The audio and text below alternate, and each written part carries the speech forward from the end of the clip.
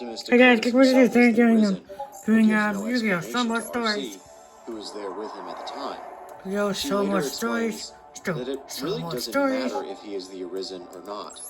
But rather, what matters is the life that he the production of weapons, the legacy of weapon development. Behind. As the IDW comics began to wrap up, Optimus is twice called the Arisen. In China, it's illegal to find out the gender of your baby before it's born. Because of this, the Chinese have a plethora of old wives' tales to predict whether your little will be a boy or a girl. Here's a few. Number 1, if you're one of the lucky ones who don't experience morning sickness and can eat well, the Chinese say it's a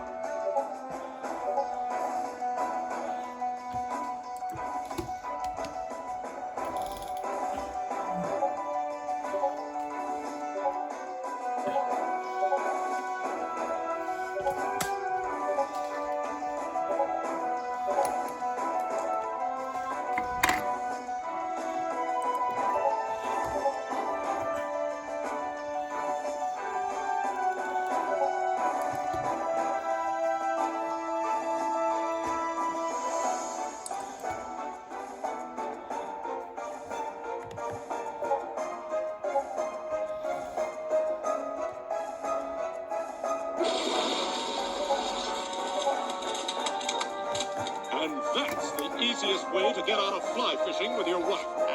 Look behind you. Today's more for putting things behind me than looking. Whoa. And like moths to a flame, here come the lake people. Hey, you're the guy that made this lake. As in Bill does. Have a beer. Whoa. I jumped in front of your picture. Now it's ruined. Bart, this isn't a photograph. I'm not just gonna paint you into my... Oh! He just ruined 6 months' work! I'm really sorry it wasn't a year. Oh! You're gonna regret the day you were born! I already do. It's too close to Christmas.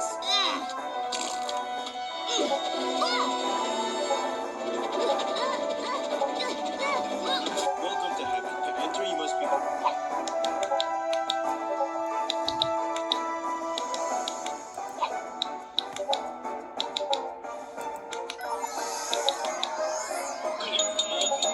Romano?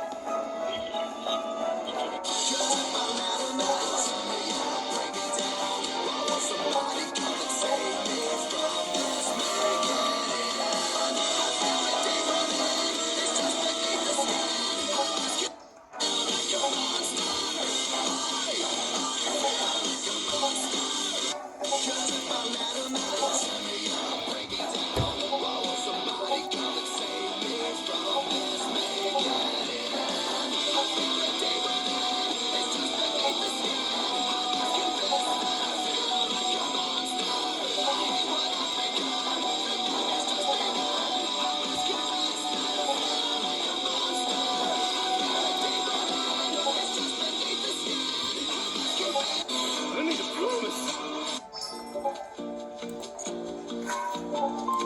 What in the world is goat format? Goat format is a time-wizard format. The claw. The claw.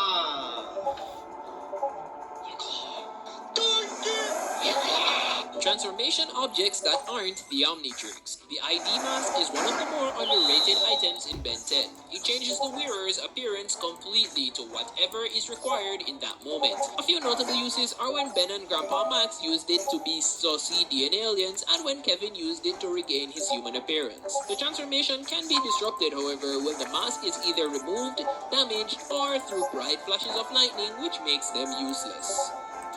Transformation objects that aren't the Omnitrix. The ID mask is one of the more underrated items in Ben 10. What the hell is he doing?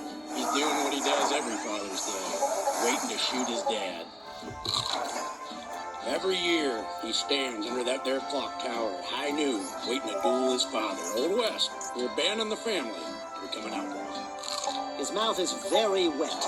Well, he's just waiting here. Now seems like a good time to ask him some chit-chatty questions. Hey, hi. What about your dad? Crazy stuff. I don't have time for pleasantries. Totally get it. Hey, you run a small business. I'm looking for a new paper shredder. I can never find one that lasts. Any recommendations? Are you using lubricator sheets? I've never heard of that. Buy lubricator sheets. Use them every 500 pages. You have a brand? And I reckon you're pretty happy with yourself getting your father arrested like Upgrading the mob until one survives.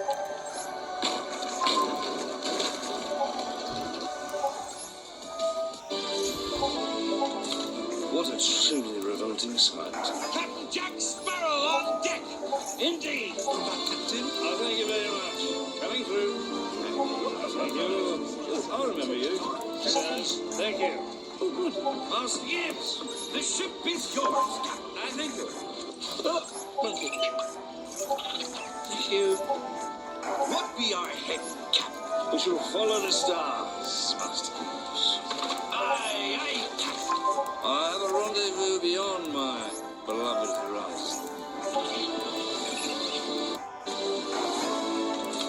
What a truly revolting sight. Captain Jack Sparrow on deck! Indeed! Captain, thank you very much. Coming through. Thank you. I remember you. Sirs, thank you. Oh, good. Master Gibbs, the ship is yours, Captain. I thank you. Thank you. How do they smell? They actually don't. So a lot of the problem with people who own ferrets is they give them baths. If you bathe your ferret, it will have an overproduction of oil and smell horrific. Because you just keep doing this, you wash it, it smells bad, you wash it again, it smells worse, you wash it again, it smells worse, and it's bad for their skin. Don't do that. You don't wash them. You don't bathe them. The only time you need to bathe them is if they like poop or something. The other time that they smell really bad is when they have adrenal, which is a hormone overproduction disease, which is very common. So when that happens, you give them an implant. Otherwise, they go bald and they die. So you gotta do it. Yeah. How do they smell? They actually don't. So a lot of the problem with people who own ferrets is they give them baths. If you bathe your ferret, it will have an overproduction of oil and smell horrific. Because you just keep doing this, you wash it, it smells bad, you wash it again, it smells worse, you wash it again, it smells worse, and it's bad for their skin. Don't do that. You don't wash them. You don't bathe them. The only time you need to bathe them is if they like poop or something. The other time that they smell really bad is when they have adrenal, which is a hormone overproduction disease, which is very common. So when that happens, you give them an implant. Otherwise, they go bald and they die. So you gotta do it. Yeah. How do they smell? They actually don't. So a lot of the problem with people who own ferrets is they give them baths. If you bathe your ferret, it will have an overproduction of oil and smell horrific. Because you just keep doing this, you wash it, it smells bad, you wash it again, it smells worse, you wash it again, it smells worse, and it's bad for their skin. Don't do that. You don't wash them. You don't bathe them. The only time you need to bathe them is if they like poop or something. The other time that they smell really bad.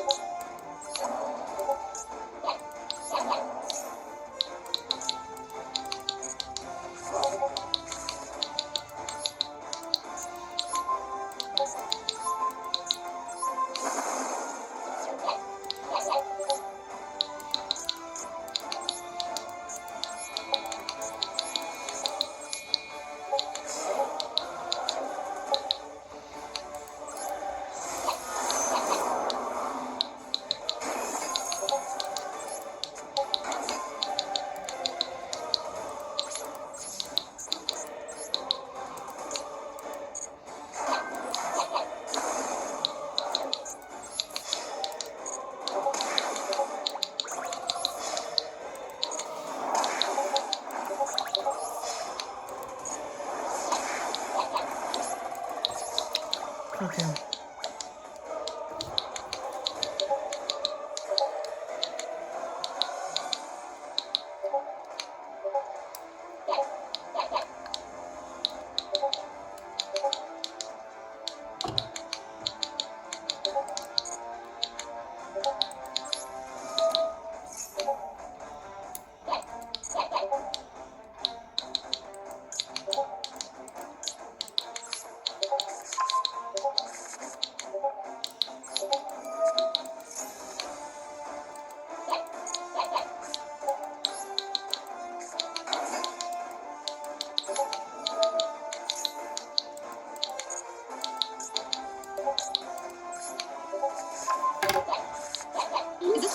followers? No, it's 2.5 million. What if a facehugger impregnates? Well, it looks like Mimikyu's true form has leaked. As you probably know by now, hackers have been digging around in Game Freak's file, and some of the things they've been finding are early concept sketches of Pokemon. But the concept sketches for Mimikyu gives us the closest look of this Pokemon's true form that we've ever seen. Hopefully not too disappointing, but here it is. It's this little blob guy right here. Now, of course, yes, this is funny because, according to its Pokedex entries, if you merely glance at its true form, if you look just for a second under its costume, it's not very good for you. But it's worth mentioning we have seen some quick glimpses of this Pokemon before. Like here's an example from the anime. Oh, that was probably too quick for you. Here's a better but blurry look. And hey, it does look like this blob guy. Then there's this shot which gets us a better look at its creepy little eyes. So do you feel like this should have just stayed a mystery? Do you wish it looked more monstrous? Let me know. Well, it looks like Mimikyu's true form has leaked. As you probably know by now, hackers have been digging around in Game Freak's file, and some of the things they've been finding are early concept sketches of Pokemon. But the concept sketches for Mimikyu gives us the closest look of this Pokemon's true form that we've ever seen. Hopefully not too disappointing, but here it is. It's this little blob guy right here. Now, of course, yes, this is funny because, according to its Pokedex entries, if you merely glance at its true form, if you look just for a second under its costume, it's not very good for you. But it's worth mentioning we have seen some quick glimpses of this Pokemon before. Like here's an example from the anime. Oh, that was probably too quick for you. Here's a better but blurry look. And hey, it does look like this blob guy. Then there's this shot which gets us a better look at its creepy little eyes. So do you feel like this should have just stayed a mystery? Do you wish it looked more monstrous? Let me know. Well, it looks like Mimikyu's true form has leaked. As you probably know by now, Prime Cut from Super Mario Party Jamboree is a 2v2 minigame where the goal is for your... My nephew can be so rude. My nephew... This is genuinely the most disturbing and heartbreaking Batman story I've ever read. This is Batman Nightcrawlers. The novel puts Batman into a particular type of situation that the average reader can sit back and genuinely thank themselves that this is a work of fiction. Because while Batman stories at their core are high-stakes dramas, this story within its very soul displays a problem that is horrifically real. And as the foreword for the title states, this story takes Batman to a place where he's never been before. Because while this story is fiction, the tragedy that propels it is certainly not. As Night Cries revolves around a series of brutal murders targeting adults who are found to be abusers of children. And as the investigation unfolds, Batman faces a morally complex case. He's torn between stopping the vigilantes who are responsible for the killings and empathizing with the pain that drives them. Because it turns out that the vigilante was a Vietnam veteran experiencing PTSD. And it's absolutely heartbreaking, but this story does provide a sobering look on the impact of childhood trauma, revealing that if these things go unchecked, they just contribute to the cycle. This is genuinely the most disturbing and... The final words of Karina Smith. Good sirs, I'm not a witch. I forgive your common dim-wittedness and feeble brains. In short, most of you have the mind of a god. Is it not common practice for those about to be executed to be granted a last, I don't know, something for that? I believe I was making a point. If you could just be patient. Oh, my head's about to be lopped off, hence the urgency. And my neck is to be broken. Did you know that on occasion the neck doesn't actually break, it just hurts? What? Oh, yes. I've seen men scream for hours. Eyes bulging, tongue swelling, wilting. May I finish? No, you're lucky. Wish I was home. Final words of Karina Smith.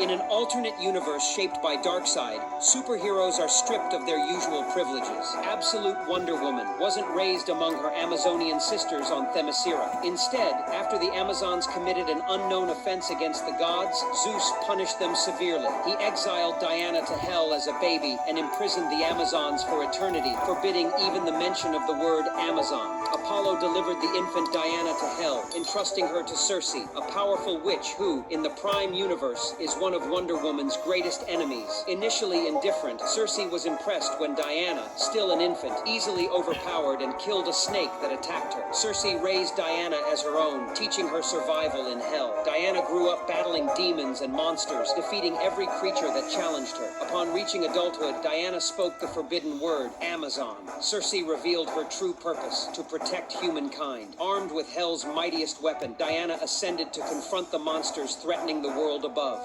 In an alternate universe shaped by Darkseid, superheroes are stripped of their usual privileges. Absolute Wonder Woman wasn't raised among her Amazonian sisters on Themyscira. Instead, after the Amazons committed an unknown offense against the gods, What they do? This is what Twitter did in their infinite dog shit wisdom. Blows me away. This was their original TOS.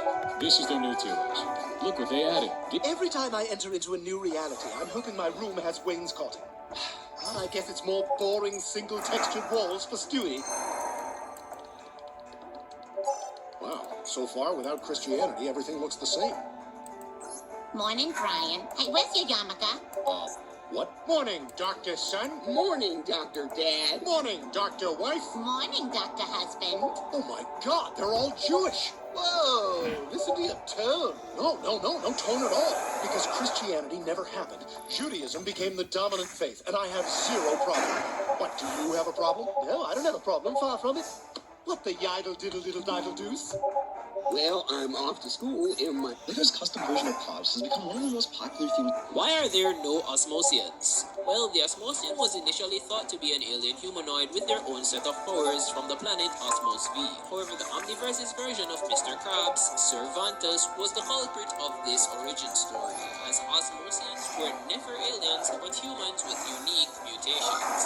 Not just being able to absorb energy and matter like Kevin and Agragor, but they've evolved in different ways, having different appearances and powers like Gator Boy and even Acid Drift. So Osmosians aren't just men, they're X-Men.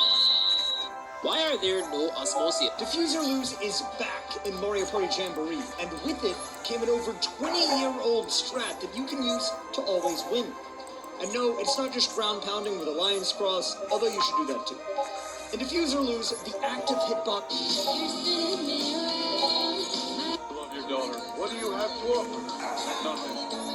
Absolute Wonder Woman is still Diana of Themyscira, but this time around, she's the Princess of Hell. Because the way that Diana first ends up in Hell revolves around Zeus. Diana, the Princess of Themyscira, was taken away by Zeus as a punishment to the Amazons for their crimes against the gods, leaving Diana in none other than the care of Circe, who at first has zero intention of mothering Diana. In fact, she's fully prepared to let the kid fend for herself, until baby Diana grabs a snake that was meant to kill her and yeets it across the room. Impressed by that, Circe starts to realize that this kid is special. So she begins to train Diana, blending Amazonian strength with dark mystical powers. And honestly, what was really enjoyable was seeing Kelly Thompson and Hayden Sherman capture Circe's reluctant journey into motherhood with this nice mix of humor and intensity. But by far the best moment of this issue was when Diana discovers that her surrogate mother cannot say the word Amazon. Her mother could never tell her what she truly was. She had to find out herself. If she says Amazon, Circe makes her say it over and over, making her understand who she truly is.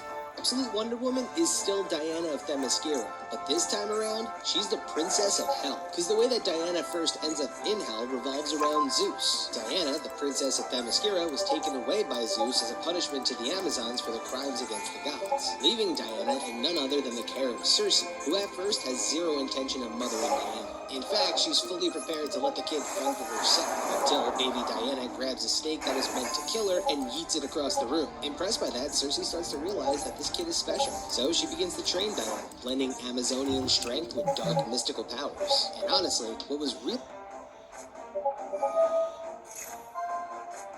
This is genuinely... Absolute Wonder Woman is... This is genuine... Absolute Wonder Woman... Let's do this! There's been a retcon to Batman's backstory. Whoa, TikTok is down. What? What do we do? We should watch a Halloween movie. Halloween Town. A movie with Michael Myers? Oh, that's Austin. No, it's Halloween. What's the difference? One is a major Halloween classic, and the other is Halloween. The other is a Disney movie. I didn't know Disney made horror movies. They don't. You haven't seen the live-action Lion King. Halloween Town is a great American classic, but a magical place. Pass. Why? I meant like a scary movie. Cab driver's a skeleton. Cab driver? Anyway, this is nobody around here appreciates my taste in weird stuff. Maybe just try to be normal next time. Weirdo. Whatever. Being normal is vastly overrated. You want to watch Halloween? No, thank you.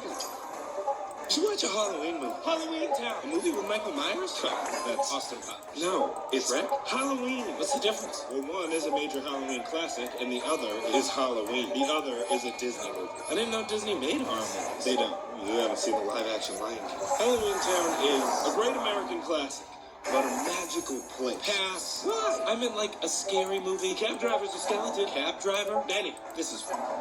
nobody around here appreciates my taste in weird stuff. Maybe just try to be normal next time. Weirdo. Whatever. Being normal is vastly overrated. You want to watch Halloween? No, thank you. You should watch a Halloween movie. Halloween Town. A movie with Michael Myers? No, that's Austin Powers. No, it's Halloween. What's the difference? Well, one is a major Halloween classic, and the other is Halloween. The other is a Disney movie. I didn't know Disney made horror movies. They don't. You haven't seen the live-action Lion King. Halloween Town is a great American classic, but a magical place. Pass. What? I meant like a scary movie. Cab driver's a skeleton. Cab driver? Danny, this is... nobody around here appreciates my taste in weird stuff. Maybe just try to be normal next time. Weirdo. Whatever. Being normal is vastly overrated. Yeah, neat.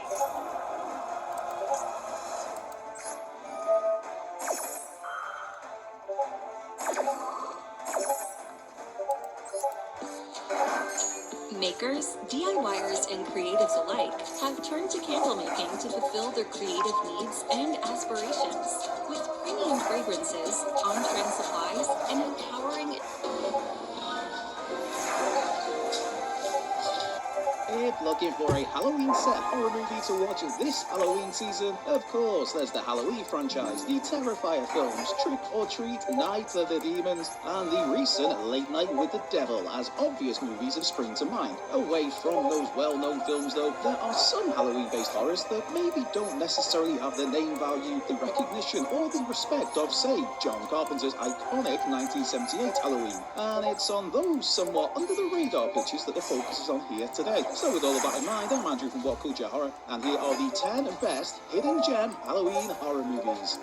Number 10, Haunted Trail. The film's finale may be a little wonky, but Robin Gibbons' Haunted Trail is an extremely stylish slasher with a nice amount of humour dotted throughout. As the title suggests, Haunted Trail focuses on a, haunted trail, where a bunch of people in ropey suits do their best to scare paying hunters. And making all of this even more terrifying for our core crew of characters is that there is a real murderer amongst the actors of this haunt. Haunted Trail nicely plays the idea of some brash, arrogant, and outright rude members of the group mocking the monsters they meet on this haunt, only for those brash, arrogant, rude characters to have a major change of heart when things properly start to unravel. Number 9, The Midnight Hour. A 1985 TV movie, The Midnight Hour ticks off a whole bunch of familiar horror elements. There's vampires, there's witches, there's zombies, there's demons, all running amok in the fictional Massachusetts town of Pitchford Cove. How come poor Pitchford Cove finds itself in this chaos? Well, that's down to a group of high schoolers who disturb an ancient curse that's caused, amongst other things, the town's dead to rise. Given how this takes place on Halloween night, though, those eerie undead souls don't look all that out of place with the various costumes worn by trick-or-treaters or partygoers. Given how it's a made-for-TV film, there's obviously not a whole bunch of villain brutality here, but there's a fun few faces to also keep an eye out for, such as Star Trek Next Generation's LeVar Burton, infamous RoboCop villain Kurtwood Smith, House 3's Denny Pfeiffer, and a blink and you'll miss it first ever acted appearance from one Macaulay Culkin. Number 8, Tales of Halloween. When done right, there are few things better than a good old horror anthology. Take Creepshow, Trick or Treat, Body Bags, or the better VHS and ABCs of Death movies, all prime examples of a great collection of horror stories. And then there's Tales of Halloween. This 2015 anthology has largely flown under the radar, despite so many horror favourites being involved, from Adrian Barbeau to John Landis to Barbara Crampton to Stuart Gordon to Caroline Williams to Barry Bostwick to Pollyanna McIntosh to Adam Green to Lynn Shay to Pat Healy to Gracie Gillen to Neil Marshall to... You get the idea. Tales of Halloween is stacked when it comes to talent. As for the stories themselves, there's a hugely varied selection of 10 tales here, with particular highlights seeing a young trick-or-treater getting a little more than they bargained for after attempting to egg the wrong house, and a trio of wannabe gangbangers running into some demonic trouble. The tone is quirky and tongue-in-cheek, the action extremely gory when called for, and it's just a total blast to see so many familiar horror faces gathered together in this 90 minutes. Number 7, Halloween at Aunt Ethel's. Halloween... Hi, this is Coldplay. Check out our song All My Love on YouTube and YouTube Shorts. In this 90 minutes. Number 7. Halloween at Aunt Ethel's. Halloween at Aunt Ethel's is rather unique in that it's one of those rare horror movies that show you the villain preparing for their latest spell of bloodshed. For Aunt Ethel, the local community has heard stories about her boiling heads and... Do it right now, like right now.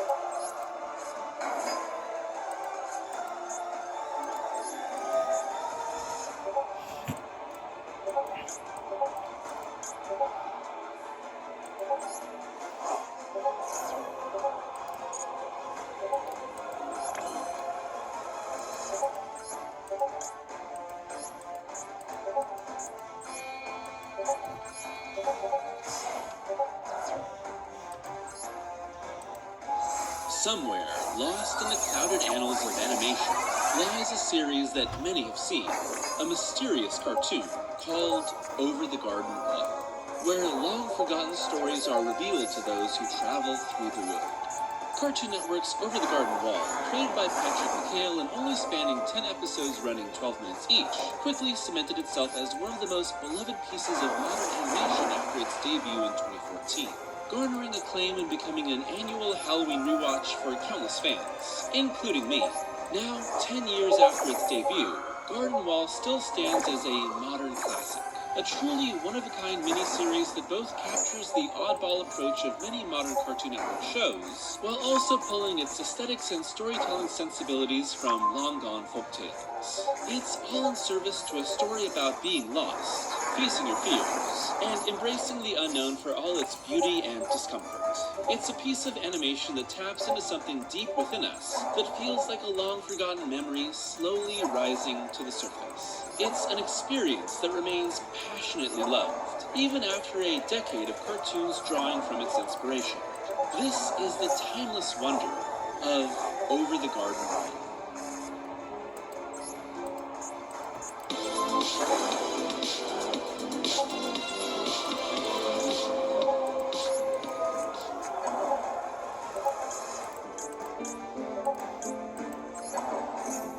The story of Over the Garden Wall begins with the animated series that has defined so much of Cartoon Network's past decade and a half, Adventure Time.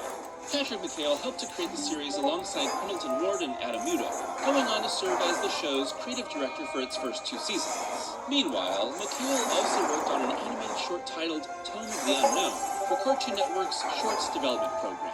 With the studio so impressed with the 8-minute short, they decided to showcase it across festivals in 2013, and then commission what would become Over the Garden Wall based on its ideas and characters, with McHale leaving Adventure Time to work on the miniseries. Tome of the Unknown has a lot of the pieces that would make up Over the Garden Wall in place already. Here, teenager Wirt and his young half-brother Greg, played by Elijah Wood and Colin Dean, are on a journey through the unknown and already accompanied by Beatrice, voiced by Natasha Leggero here and played by Melanie Linsky in the miniseries, except that they're searching for the lost book known as the Tome of the Unknown.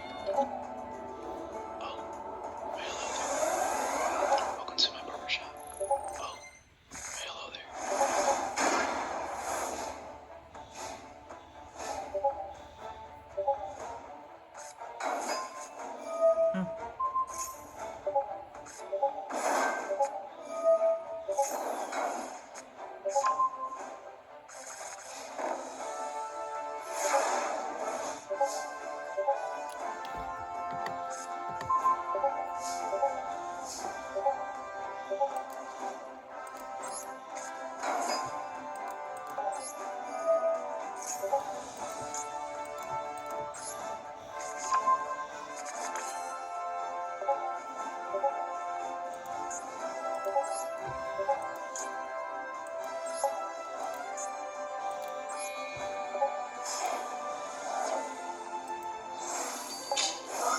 Colgate Total gives you 24-hour antibacterial protection. 5 years ago, Lego hid inside hit shelves. With its gloomy builds and spooky ghosts, this was yet another Lego IP dedicated to fighting the supernatural. But instead of classical monsters like earlier themes, it focused on school kids Jack and Parker hunting for paranormal activity in their haunted town. This first wave offered up 8 sets to kick things off. These ranged in size with small sets like JB's Ghost Lab, which packs a lot of great details into its small build, and a graveyard mystery with it. Fig zombie, because this thing, it's not bad enough, right? This is like barely bigger than the minifig, so we needed to do a little bit more with it. So I took the head, which is on this mixel ball joint, and made this terrifying body. We got longer legs, we got creepy, like, I don't know what this is, like arm hair, and then the claw thingies, and this opposable neck. It could have just been fine like this. Well, that looks... He just has no neck, and so maybe that's weird. But I gave him this, like, scarily long neck, and that's even worse now. But that's not bad enough. We need to add these teeth, which kind of just look like a neck beard under his face. Like, I don't really know where his mouth is. He's got teeth coming out from the bottom of his neck here, and he's like, you know what? That's not enough either. We need to add goat horns. I don't know what we were thinking of it. But it did the job, it understood the assignment, and was a very cursed final boss with this really cool scene. Wait, I wonder if I could, like, put all the appendages on the small body? Hold on. Yeah. This guy never skips leg, arm, or neck day, but apparently he skips chest days. This... Honestly, you know what? Which one do you prefer? Comment below. Basketball's not really cursed, it's just fun to make trick shots in. Dance Dance Revolution was almost cursed. I did have to cheat a little bit. I only had one of these blue arrow tiles, so I didn't permit my to show you. But the screen has these little arrows, which are actually Lego versions if you like really squint. I don't know if actually the picture printed the detail there. But no, I took pictures of these red and blue arrows that I built out of Lego, and then I sized and spaced them out. But I was actually going to animate this and make it move like on screen and like time it with people dancing on the arrows. That would have taken me several hours. So I'm glad I didn't do that. It was fine as is, but I love this little sign with the lights and everything, and the screen tilted back. Technically, it's supposed to have like a 2-player mode, but you know what? I like the bigger arrows rather than having this beach massive. So this is good enough. And then I can use this on thumbnails. Let's go. This one, the Street Fighter game, is awesome. This Ninjago set is just so cool. I love this box. How do they do this? Or why did they do this? It just seems so extra. With like the D-pads and the buttons on there, all the cool stickers, and then there's like all these weapons and stuff for the thing. You know, being a little gremlin that I am, I did call these guys back. 5 more times we were reminded that Meg Griffin has no friends. In season 16, episode 15, Peter made a deal that if he can skip lunch with Lois's parents, he'll go to Meg's ballet recital. I did not go to the recital. In season 14, episode 3, we saw Meg using grains of rice to pretend she's getting married. In season 14, episode 2, we have no one attending Meg's birthday party, not even her own family. Can I have some bread while I open my presents? At this point, we're going to have to start charging you for the bread. In season 22, episode Episode 8, we have Meg spending her day eating half-eaten subs out of the trash. In Season 10, Episode 2, we have Meg wanting to join in on the family fun. Bang! Oh, no one wants to get finger banged by you, Meg. 5 more times we were reminded that Meg Griffin has no friends. In Season 16, Episode 15. Give me the man, or I'll kill you. The 5 funniest Simpsons Season 35 intros. In Episode 3, Homer rushes home after getting Marge's text. He hops into his Lamborghini, drives on mountain roads, refuels from a jet, jumps the gorge, and flies. When he arrives home, he barely fits his car into the garage. He sits on the couch only for him to snap back to reality. Oh! Stupid imagination. In Episode 11, the Simpson family are hanging on a tree when they wither and are blown away by Willie. In Episode 16, the family sits, but the scenery turns into a comic-like image. In Episode 18, the Simpsons make their way to the couch, but they get scared away by the brain in a jar that Bart placed. In Episode 7, a hand turkey is created on paper, which then goes along gobbling up seeds. Each seed it eats creates a new member of the Simpson family on one of the fingers. It gets to the couch where it eats a final seed. The turkey then poops out Homer. The 5 funniest Simpsons Season 33 buildings blown to pieces. You falsified the reports. Who paid you? Are you crazy? Pull me out! Give me a name. Did you know for the Addams family, after... I've summoned as much honor as a worthless. Does yours? After Peter Parker witnessed New York is now overrun by demons. I love to see Pokemon living in domestic bliss. Like the small... I will feed, son. I will find Megatron wherever. Did you know for Toy Story 2, the cleaner who fixes Woody for Al is Jerry? What happens when Bart wants to be like Homer? Why did Swamp Fire evolve that way? Swamp? Well, folks, it's about that time. I got tagged this for tonight.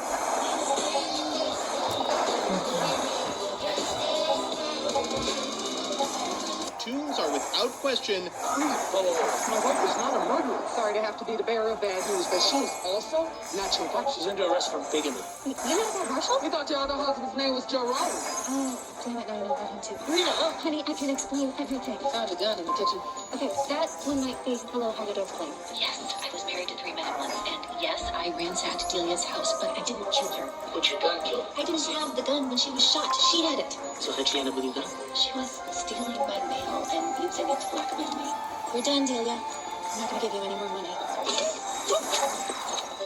So Delia had your gun on the night she was killed. How'd you get it back? Melvin and I were on the porch when we heard the shot. I looked over the fence and she was dead. You know, I knew how that would look. I had to get it back. You show me your hands, please. Why'd you ask me about her hands? Ballistics mentioned that a piece of fingernail got caught in the gun slot, Rita had all her fingernails. but our victim didn't. Delia was holding the gun when it was fired. Rita, my wife is not a murderer. Sorry to have to be the bearer of bad. What's your name, Speedy? George J. Jetson. George Jetson, eh? Well, Georgie, let's see what we got here. Passing under traffic? Yeah. It's been a meme for quite some time that the villain just... In Episode 7 on Agatha All...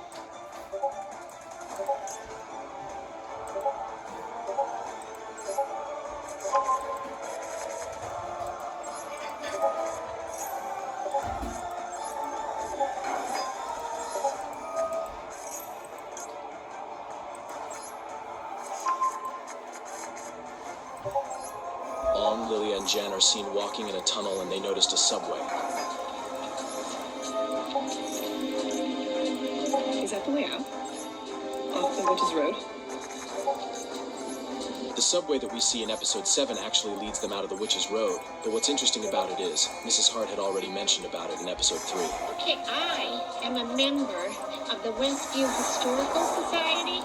All I would have expected to see down here were remnants of our failed public transit system. It was actually the remnants of Westview's failed public transit system. It's a cool reference.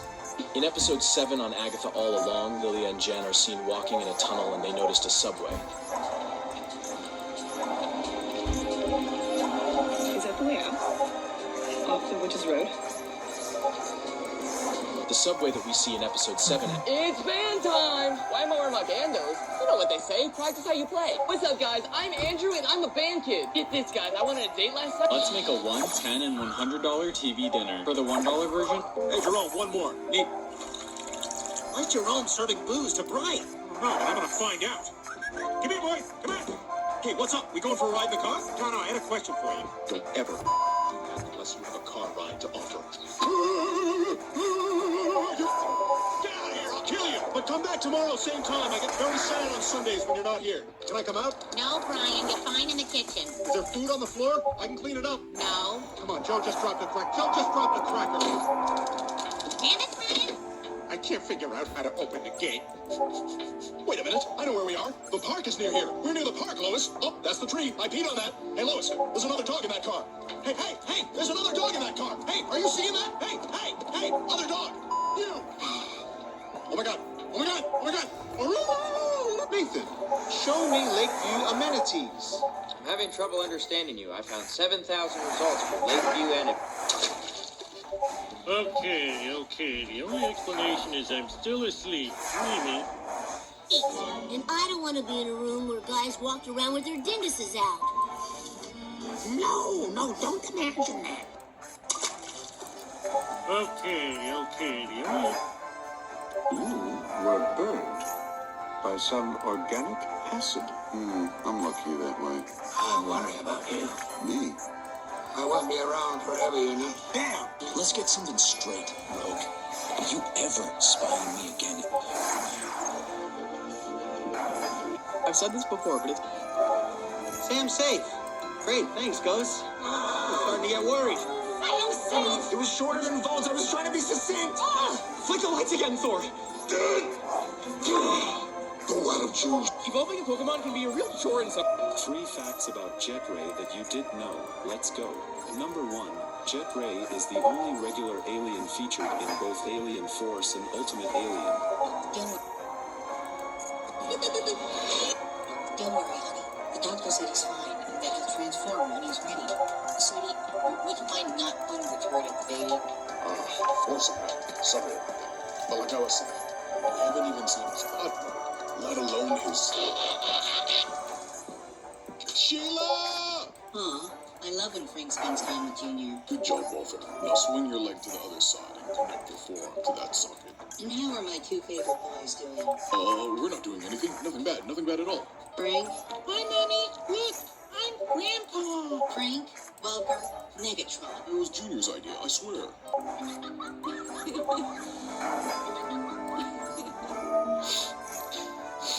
Hey, is it cool if I join you? You okay, bud? Just one of those days where I'm reminded that I'm adopted. You wouldn't understand. I mean, we're not real family. We don't share the same life. But neither do your father and I. Huh? That's right. A family unit is started by 2 guys who do not share any energy. And while we may not be able to choose the conditions of our manufacturing, we can choose our family members. And you, us, and my brother. And we are family. Is it ready? Yeah, just... Would you mind giving me a hand? Oh, sweet. Dad! Hey, boys. What's this? Happy Father's Day. Oh, boys. You shouldn't have. Neat. Never received a sub before. Press the button. Yeah, press the button. Alrighty. Father. You don't like your gift? No, just caught me off guard. Listen, boys. Having you children join this family is one of the greatest... Blood transform, reactivate prime. Open up the rails. Then split the legs. Open up the calf panel. Now rotate the calf, close up the panel, and fold in the foot. Separate the chassis. Untap the arms. Open up the roof and fold in the hatch. And now complete folding out the rest of the arms. First rotate at the elbow and then at the shoulder. Bend down the forearm, rotate at the shoulder, and close up the forearm flaps. And now you can hide the tires in the tummy. Close up the chest section with the abdomen, flip up the head, fold in the rails, fold in the roof, collapse on the back, and that's the facts, Max. Thanks for watching. Blood transform, reactivate prime. Open up the rails, then split the legs. Open up the calf panel. Now rotate the calf, close up the panel, and fold in the foot. Separate the chassis. Untap the arms. Open up the roof and fold in the hatch. And now complete folding out the rest of the arms. First rotate at the elbow and then at the shoulder. Bend down the forearm, rotate at the shoulder, and close up the forearm flaps. And now you can hide the tires in the tummy. Close up the chest section with the abdomen, flip up the head, fold in the rails, fold in the roof, collapse on the back, and that's the facts, Max. Thanks for watching. Blood transform, reactivate prime. Open up the rails, then split the legs. Open up the calf panel. Now rotate the calf, close up the panel, and fold in the foot. Separate the chassis. Untap the arms. Open up the roof and fold in the hatch. And now complete folding out the rest of the arms. First rotate at the elbow and then at the shoulder. Then down the forearm, rotate at the shoulder and close up the forearm flaps. And now you can hide the tires in the tummy. Close up the chest section with the abdomen, flip up the head. Father, I have cramps. Can you assist me? You up? Should I get the state or sports car? State?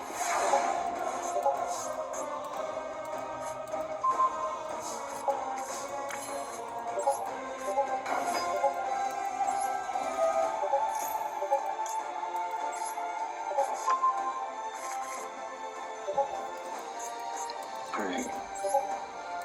How are you doing today, son? Oh, I'm doing just fine.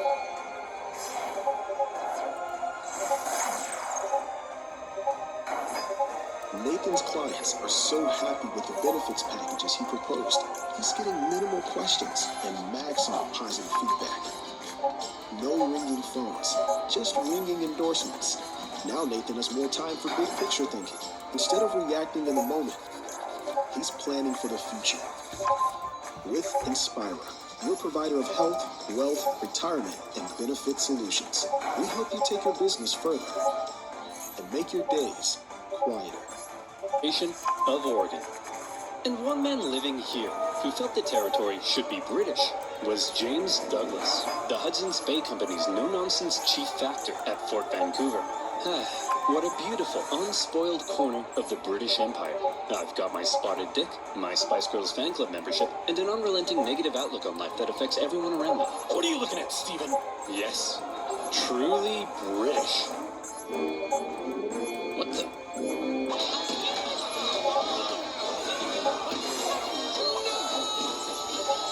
The problem for men like Douglas was that many Americans had already begun streaming up the Oregon Trail. Gun-slinging, howdy neighboring, and diarrhea having. By the thousands, they were pouring into the Oregon Territory in search of land to settle and farm. This, however, crowded out the fur trade, and eventually, a very bitter Douglas and the other Hudson's Bay traders at Fort Vancouver were ordered to relocate north to a new base of operations. But the Americans keep coming, and they don't stop coming. Hopped in their wagons and they hit the ground running. It didn't make sense to keep sharing Oregon when they outnumbered the Brits more than 6-1. And suddenly, the whole joint occupation deal was being called into question. Newly elected President Polk maintained that America had an obvious claim to the entire region, even implying a possible war with Britain. Fiery language from U.S. senators declared that American rifles would annihilate the Hudson's Bay Company in Oregon, and America even gave Britain notice that it was pulling out of the joint occupation agreement. The British were alarmed as the two sides stood on the brink of war. But in the end, neither truly wanted to fight. The British favored maintaining good economic relations, while the Americans had already gotten themselves into a war with Mexico. So after a bit of back and forth, the British finally said, "Fine, you wanted a straight line? There's your straight line." And so, the agreement was made. The border would continue directly to the Strait of Georgia, but because the British insisted they keep Vancouver Island, it would then move south through the center of the channel and on to the Pacific Ocean. Finally, the issue of the northwest border had been solved. Hold the phone. Discrepancy detected. Enhance frame, 200%. Enhance. Enhance. Oh, too far. Perfect. Now, show me the exact wording of the treaty. The line of boundary goes to the middle of the channel, and thence southerly through the middle of said channel. But there's loads of channels. So, you tell me, dear viewer, which channel is the treaty referring to? And therefore, who owns these islands? Is the wording of the treaty maybe a little too vague? Well, that's exactly the problem encountered by the people living in the area. The British insisted that the channel intended by the treaty was the Rosario Strait, and therefore the islands were British. The Americans, on the other hand, argued that the intended channel was the Harrow Strait, and therefore the islands were American. At times, the debate became rather heated. Even the individuals who negotiated and signed the treaty at times didn't seem entirely sure which channel the treaty meant, and representatives from the Hudson's Bay Company begged them to make it clearer. But thousands of miles away, the people in power simply had more to worry about than some tiny islands in the middle of nowhere.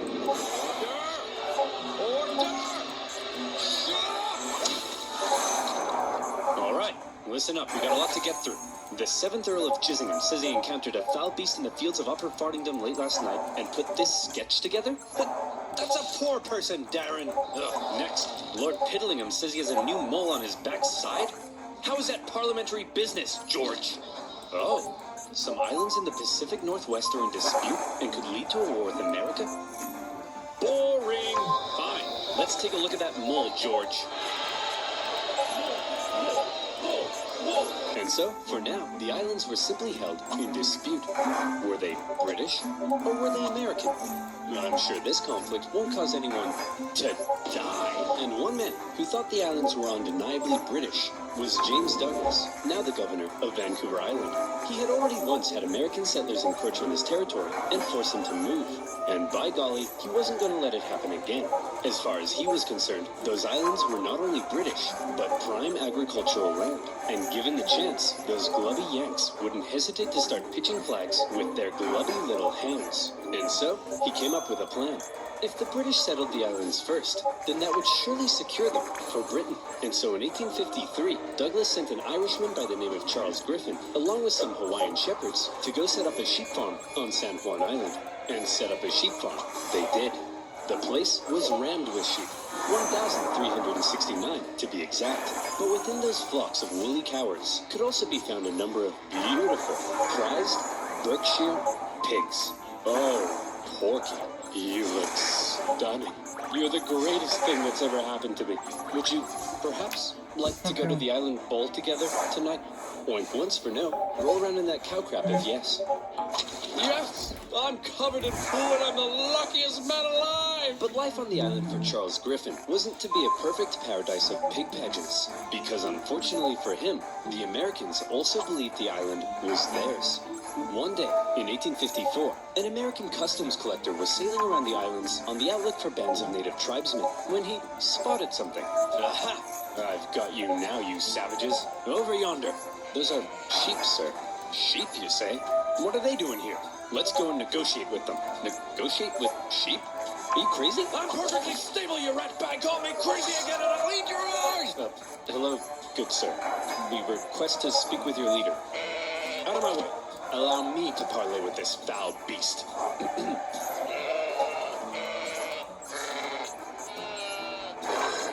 Hey, stop threatening my sheep. Your sheep? You mean to tell me that you, a British subject, have illegally imported these sheep into American territory? I'll have you know that you, an American, are currently trespassing on British territory. The Americans felt that they were entitled to collect taxes on the British property, because the island was American, and they threatened seizure if dues weren't paid. The British, meanwhile, threatened to arrest the Americans, because the island was British, and the two sides were in a standoff. To give Charles Griffin the legal power to deal with the American trespassers, Douglas said, hey, put on this wig. Boom, you're a magistrate now. And in turn, Griffin went to one of his Hawaiian shepherds and said, hey, I'm making you a constable. Put on this badge. The British then went off to arrest the U.S. Customs Inspector. But, being an American, he emerged from his tent with 4 pistols and a giant knife, so the Brits had to back down. Eventually, raids by northern tribes chased the U.S. officer from the island. But the Americans weren't done yet. Officials from nearby Whatcom County in Washington Territory believed the island fell under their jurisdiction, and they decided it was time to make the British pay up once and for all. They sent one Sheriff Barnes to go confront Charles Griffin. Hey, you owe us $80.33 for all this farm stuff you got here. Go suck an egg. Oh, I see. So that's how it is, huh? That's how it's gonna be, is it? That's the way in which things are, eh? That be how it will, is it? Will it be how that is, huh? That be the way in which things be the way they are, is it? Get off my property! So the sheriff and other Whatcom County officials felt they were now well within their rights to seize and auction off Griffin's sheep in order to recoup lost taxes. And who would they auction these prized breeding rams off to but themselves? Then, in a pretty chaotic scene, they worked to tie the rams to their boats. And when Charles Griffin came running to rescue his kidnapped sheep, being Americans, they pulled out guns on him, and he had to back down. In all, Charles Griffin lost 34 breeding rams, and he was furious. The British complained to the American government, who were shocked to hear what had been going on at their northwest border. And both governments told their officials in the area to back off. We're not trying to start a major war over some dumb sheep and a stupid island. But also, the islands are definitely ours. Under no circumstances let the other side have them. For now, both governments agreed to set up yet another boundary commission to decide which channel was the correct border. But it often devolved into petty bickering. The British did make one interesting suggestion, though. We could draw the border through this middle channel and split the islands between us. Well, that would be a completely fair compromise that protects the interests of both parties. And there's no way I'm ever going to agree to it! And in the aftermath of the sheep raid, James Douglas, still stationed at Fort Victoria, became even more cautious of American encroachment into his territory. Mr. Douglas, sir, it appears an Indian has discovered gold in the Fraser Canyon, just north of here. Shut up! Keep your voice down, boy. We can't risk those glubby Americans hearing about this, or our territory here will be infested with them. Oh no!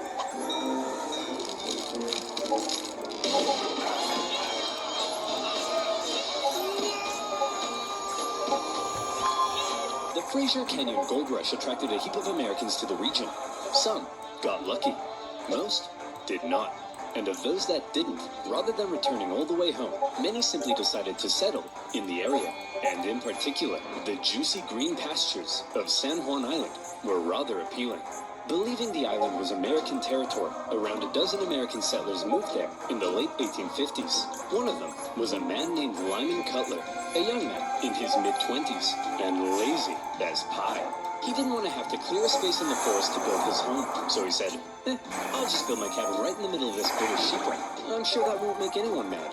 When he planted potato seeds in his garden, rather than building a nice protective fence around them, he said, I'll just fence in 3 sides and have all these British farm animals have a moral compass and respect my property rights. Griffin's pig was a Berkshire, well known for rooting, and Lyman's fairly pathetic fence made for a bad combination.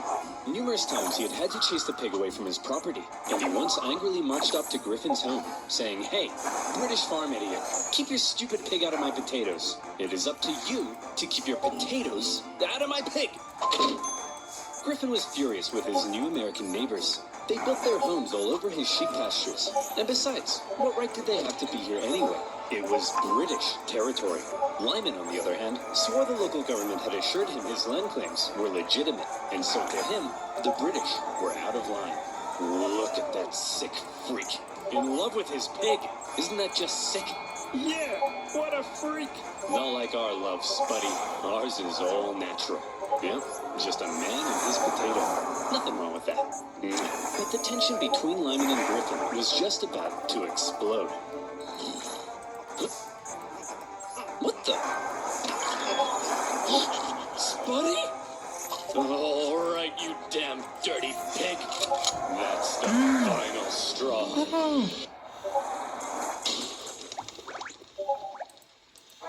Lyman shot the pig. After taking a second to calm down, he felt bad about murdering Griffin's prized boar. So he went to him and said, Hey man, look, I kinda just killed your pig. It was eating my potatoes again, and I don't know, man, I kinda just killed your pig. Killed your pig. Killed your pig.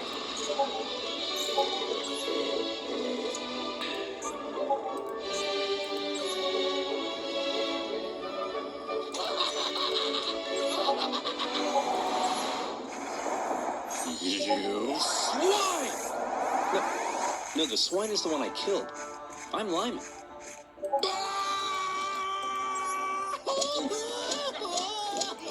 Griffin demanded Lyman pay $100 for the loss of the pig, an outrageous sum at the time.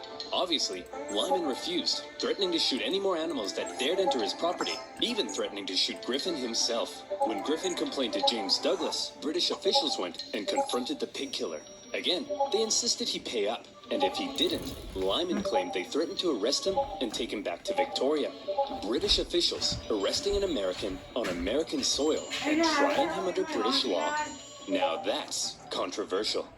And it's a controversy that attracted the attention of an American general in charge of the Department of Oregon, one William S. Harney. This guy, General Harney, had a reputation.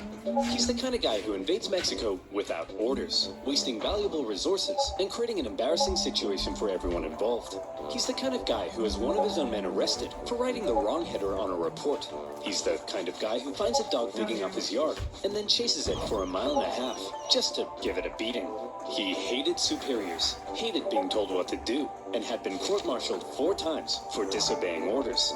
Contemporaries described him as an imbecile, all matter and no mind, an arrogant humbug, and a laughingstock. Like I said, General Harney had a reputation. He hated the British and was out for any opportunity to earn personal glory for himself. By some accounts, he even wanted to become president. And so, in July 1859, when he happened to visit San Juan Island, and he learned of the plight of the Americans living there, the shooting of a pig, and the British threat to arrest Lyman Cutler, General Harney went into scheme mode. Hey yo, Captain Pickett. Yes, sir. Listen carefully. I need you to go pick up some flowers and bring them to my place later. I've got a plan. Here I am, sir. What's the plan?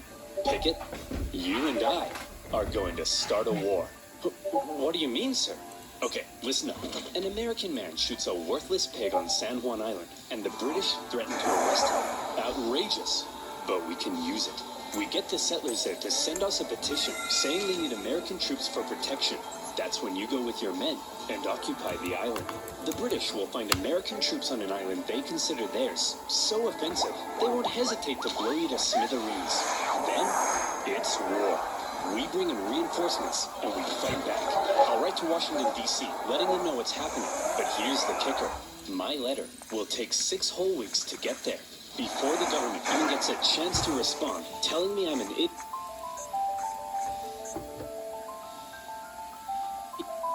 And ordering me to cease fire. The island will be ours. Hell, we could even invade Vancouver Island or British Columbia. It's foolproof. Wow, very impressive, sir. But I gotta ask, why? Well, I'll level with you, Pickett. Historians still contest exactly what it is I'm trying to do here. It's possible I'm trying to expand America's territory. Maybe I'm trying to play the hero so I can become president. Some have even suggested that since I'm a slave-owning Southerner, I may be trying to create a diversion to help the South secede in the upcoming Civil War. But if there's one thing that almost everyone can agree on, it's that I'm an idiot. I see. But hold on, what'd you tell me to bring flowers for?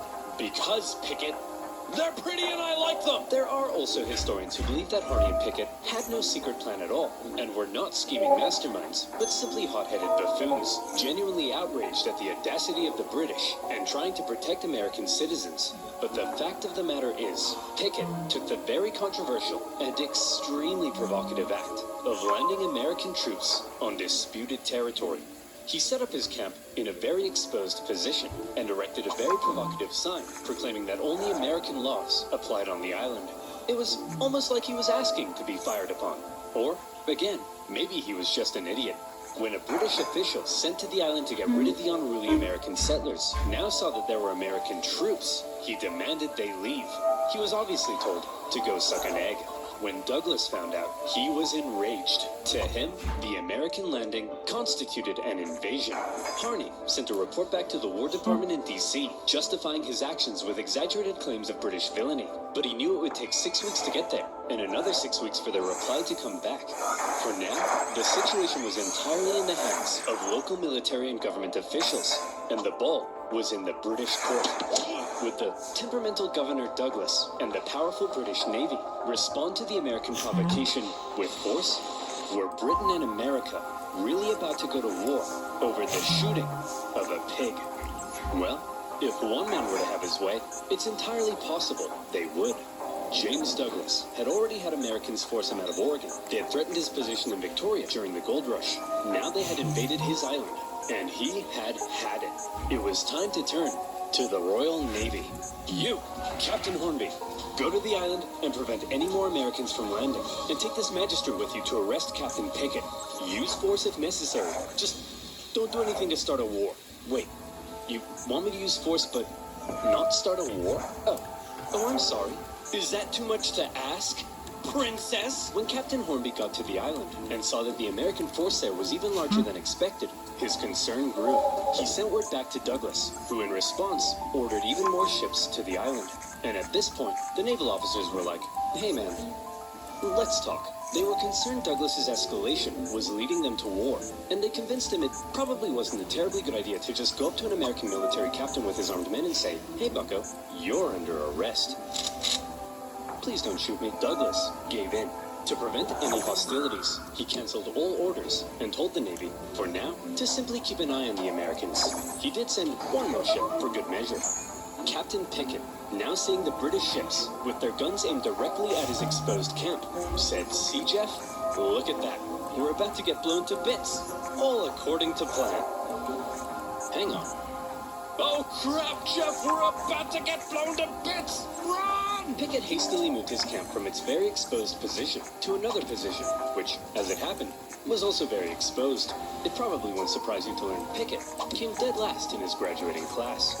Nearby American and British officials began showing up to ask Pickett what the heck he was even doing. Then, a bunch of tourists showed up, because a major war breaking out on their doorstep was the single most exciting thing to ever happen in any of their miserable frontier lives. One Charles Griffin was particularly unhappy. First his pig had been shot. Now his sheep pastures were being trampled by soldiers and tourists alike. He complained to Governor Douglas, who was still pretty upset about the whole thing. Douglas felt British honor itself was at stake. So he decided that if American forces were allowed to be on the island, well then by golly, the British should be there too. It would be a joint military occupation. Upon hearing Douglas's new plan to land British troops on the island, Captain Hornby decided to go speak with Pickett in person. After informing him of the plan, Pickett replied that if they dared land, he would open fire. So there they were. The British had orders to land. The Americans had orders to prevent their landing. This was it. War. Over a small island in the middle of nowhere. Over a pig and some potatoes. Over whether the US-Canada border looked like this or like this. It was stupid. Hold on. This is stupid. To heck with it. I'm not landing those troops. I'm not gonna be the one who starts a war. The captain decided not to follow Douglas's order. And good thing he didn't. Because pretty soon after that, the leading British admiral in the entire Pacific region showed up. Rear Admiral Byng outranked Governor Douglas. When he heard of everything that had been going on, he was stunned. But when he heard that Hornby had refused Douglas's plan to land troops, Byng could have kissed him. Whether he did or not, history doesn't tell. But I like to think they did. The Rear Admiral canceled all of Douglas's orders and instead pursued a policy of not interfering with the Americans until he could contact the British government. The Americans, not knowing the British no longer intended to land, had sent reinforcements and began fortifying. But even still, the British Navy did nothing. And finally, when word made it across the planet, informing the two governments of the ongoing crisis, everyone was shocked. Holy crap! Harney landed troops on disputed territory? Man, I hope the British don't find out about this. Buchanan? Oh crap! The British! Why are we getting reports of American troops on San Juan Island? Whoa! Whoa, whoa, whoa, whoa, whoa. I don't know, man. Nothing to do with me. But you're the president. What? Breckenridge? Am I the president? Yes, sir. And hey, we got a problem. It looks like the southern states are considering seceding, and we're headed for the biggest crisis in the history of the nation. And it's your job to fix it, sir. Sir? Oh no. Go away. Not the curtain again, Mr. President. I'm not here. Buchanan. Back in the Pacific Northwest, Harney was beginning to realize the government may not be terribly impressed with his reckless actions, so he began firing off even more aggressive letters, justifying what he had done. Tell him the British were sending bands of Indians to attack our men, and that they're big meanies with coal for hearts, and that they made me cry like a little girl. Wait, no, that makes me sound weak. They made me cry like a big girl. Yeah, that's it. When the president received Harney's new letters, his anxiety only grew stronger. Oh, crap. Hey, General Scott, Please make this go away. Leave it to me, sir. General Winfield Scott was the commanding general of the entire U.S. Army. Well known for his negotiation skills, he was a veteran of the Mexican-American War, during which time he had had to deal with General Harney's idiocy and insubordination. And he watched as Harney got away with it all, thanks to his friends in high places. It's safe to say that Scott really did not like General Harney. By now, General Scott was racked with gout, and he was so big, he had to be hoisted onto his ship in a basket. Nevertheless, he began the long journey to the Pacific Northwest. Okay, everyone, get over here. Will somebody please tell me what the heck is going on? I'll tell you, General. It all started on one fateful day last summer. Spuddy? All right, you damn dirty pig. That's the final straw. What? Hey, you can't get away from me! Oh, look at that pig. Nowhere left to run, eh? I'm gonna enjoy this. Lyman, if you spare my life, I grant you 3 wishes.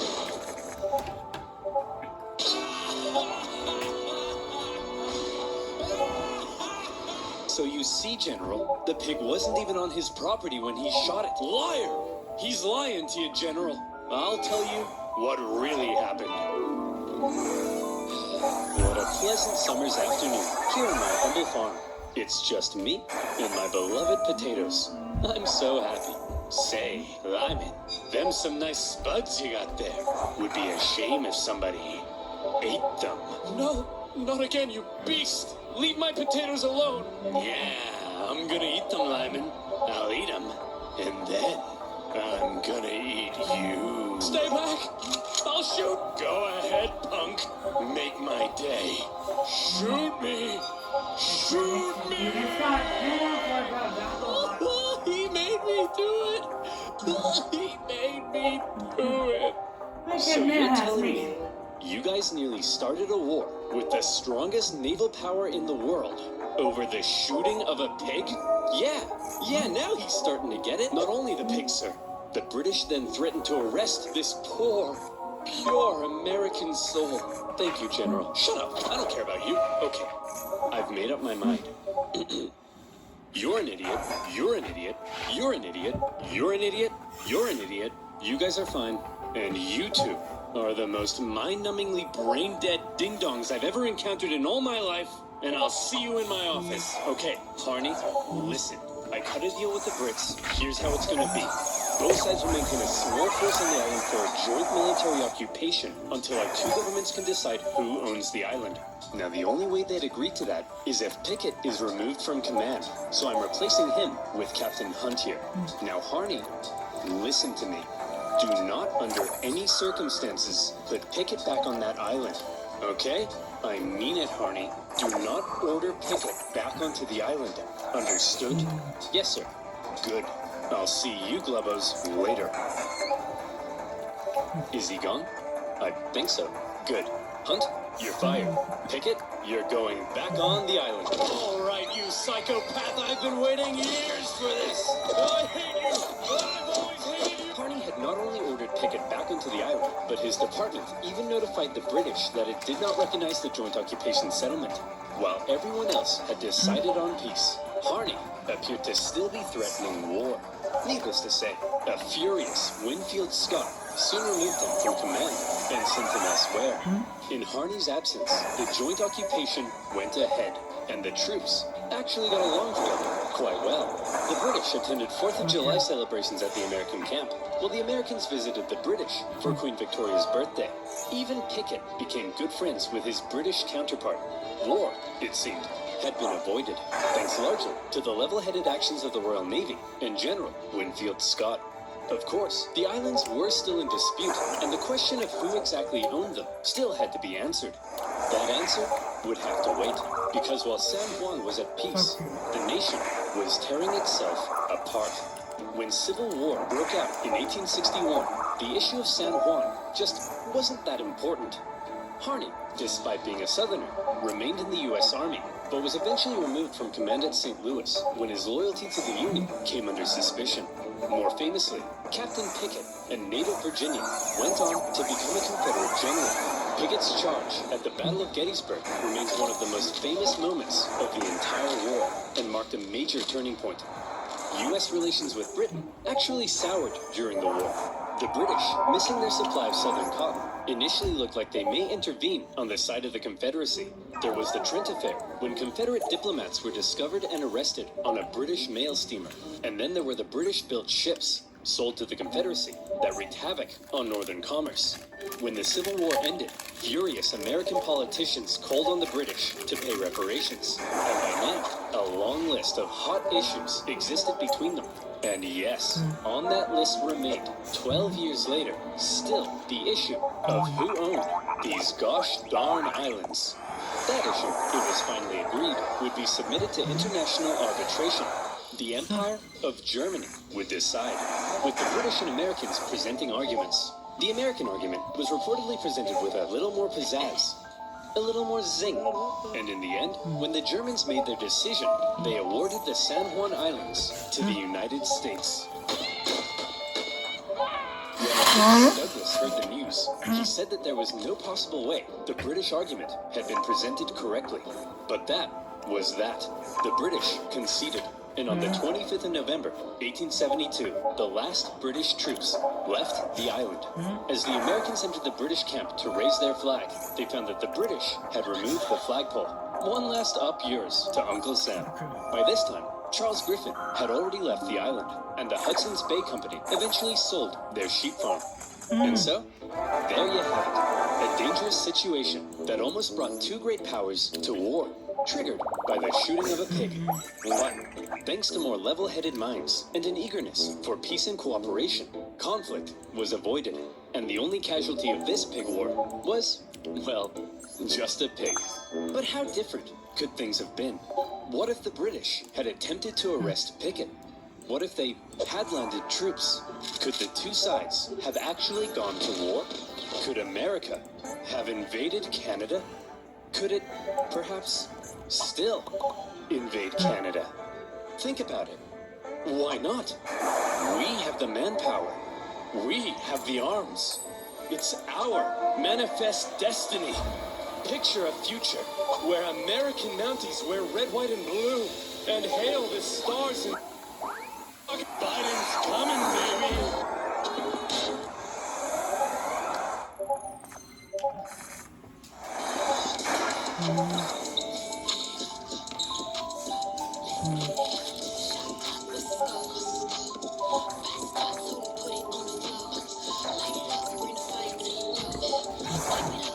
This video was made possible by NordVPN. Click the link below and get an exclusive deal with a huge discount and a 30-day money-back guarantee. Introducing our new, glorious, breathtaking bucket plushie. Limited quantity, available now, along with some Punic War character pins. Buy them, or I'll marry your mother. It's your choice. Oh, Marcellus, you sure have a lot of dignitas. Kiss me. Okay. Hey, Dad. Hi, son. Just reading the newspaper. What can I do for you? Well, you know how you always say Rome is the greatest civilization in the world? It bloody well is. Well, I was just wondering, what makes us so great? How did we come to be? Wow. My son. Boy, let me take you on a journey to this side of the room. The story of Rome begins with these beautiful baby boys going to town on some she-wolf mommy milkers. That's gross. You're gross! Sorry, son. You're not gross. I love you. They're called Romulus and Remus, and when they grew up, in 753 BC, they founded Rome. But there was just one problem. They couldn't agree on which of them should be the king. But they worked it out peacefully, right? Oh, heavens no. Romulus caved Remus's skull in with a shovel. Here's a picture. Our first king committed fratricide? I know. But look at his face. When's the part where we become the greatest civilization, Dad? Well, you see, at first Rome was full of men. I'm talking like a real sausage party. You know what I mean? Yes, sir. So we invited some neighboring cities over for a big feast. And then we literally kidnapped all of their women. Here's a picture. Look at that one. She's like, this is messed up. You're messed up! Ugh. Sorry. I'll be a better father. I promise. So then, finally, after centuries of monarchy, those tyrannical kings started getting a little too big for their britches. So we overthrew the kings and established Rome as a republic. Is that when all the killing stopped? Oh, heavens no. That's when the killing surged, baby. We went wild and conquered the Latins, the Samnites, the Etruscans. Rome seems pretty barbaric. You're barbaric! Oh. I forgot to tell you about the time a prophet told Saturn his son would one day overthrow him. So Saturn literally ate his own son seconds after he was born. I don't want to see a picture. Here's a picture. Dad! Look at that! That's messed up, man. Are we really this uncivilized? Hey! If we were so uncivilized, would we use communal toilets where we all fart and poo together in one big stinky, steamy, dirty toilet room? Yeah, Dad. We would! Clean your butt with a sponge, Timulus! But all these guys just used it! What's wrong with your son, bro? I don't want to be Roman! This is so weird! You're weird! Sorry, you're not weird. I'm sure you're probably fine.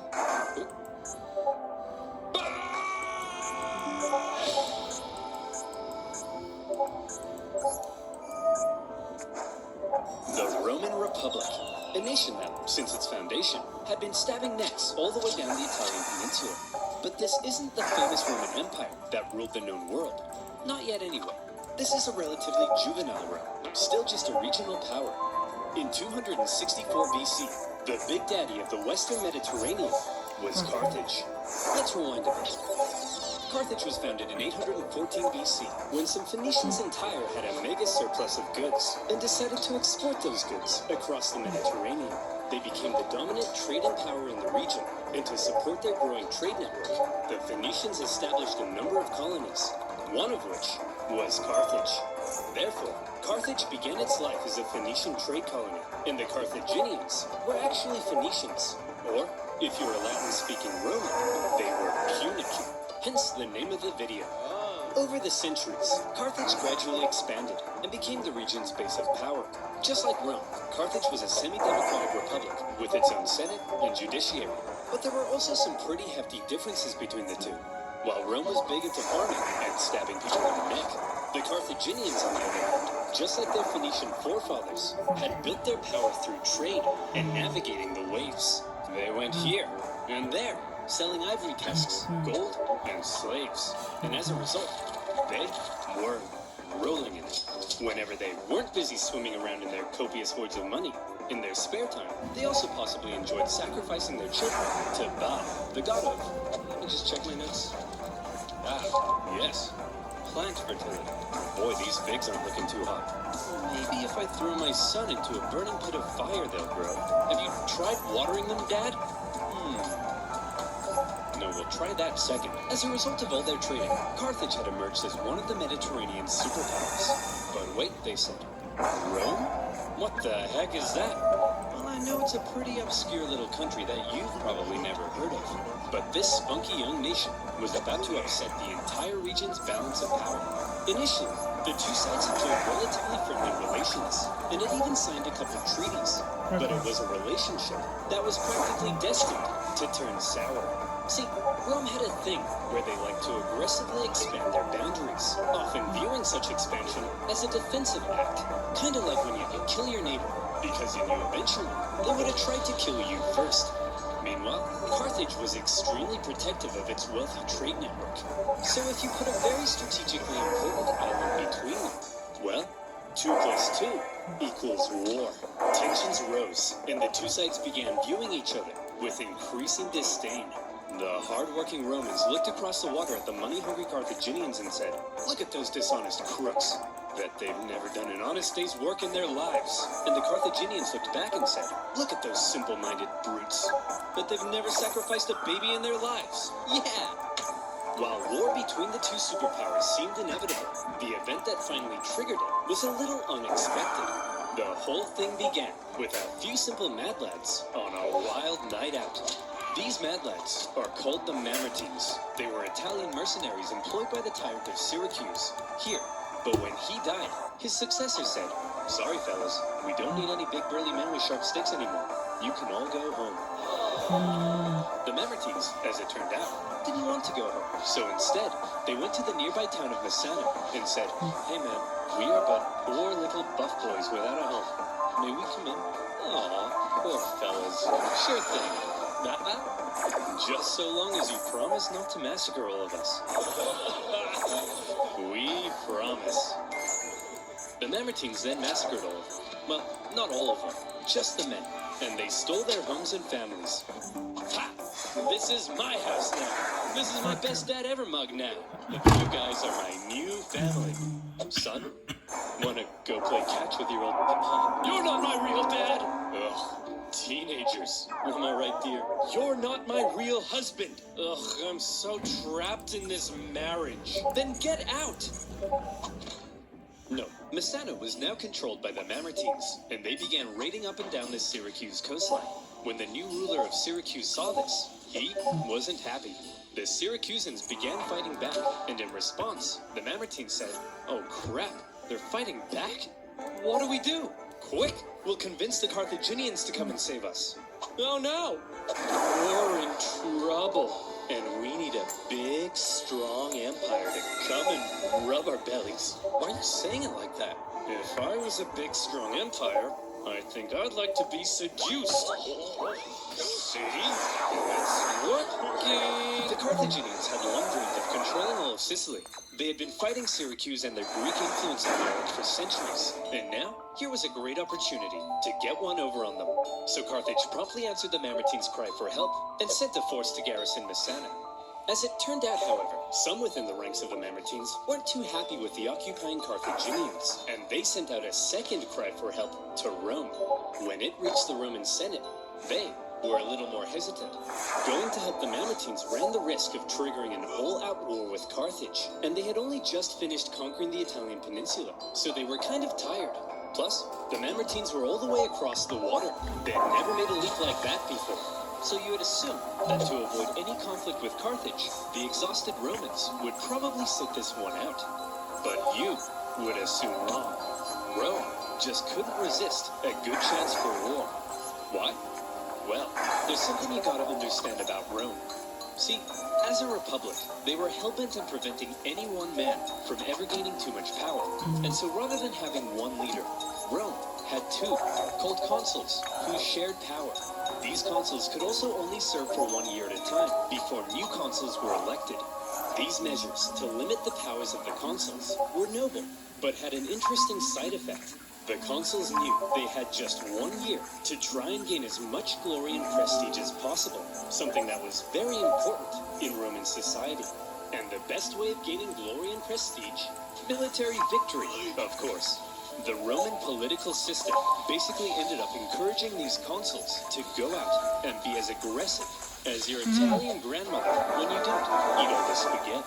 And so the glory-seeking consuls convinced the people to vote in favor of going to Masana. And in they went. Upon the arrival of the Romans, the Carthaginians in the city, amongst the confusion, were forced to leave. Now, in contrast to Roman aggression, the Carthaginian military had a slightly different philosophy. All right, kids, listen up. If you want to grow up to be Carthaginian military leaders, there's a few things you have to understand. If you fail to succeed on the battlefield, that's a crucifixion. Showing cowardice, that's a crucifixion. Hello, sir. What are you doing here? Aren't you meant to be in Masana? Yeah, but the Romans showed up. So you just left? Sure did. Oh, you better believe that's a crucifixion. The Roman consuls were awarded for victory, and therefore tended to be aggressive go-getters. By contrast, the Carthaginian generals were brutally punished for failure, and so they tended to be more cautious and restrained.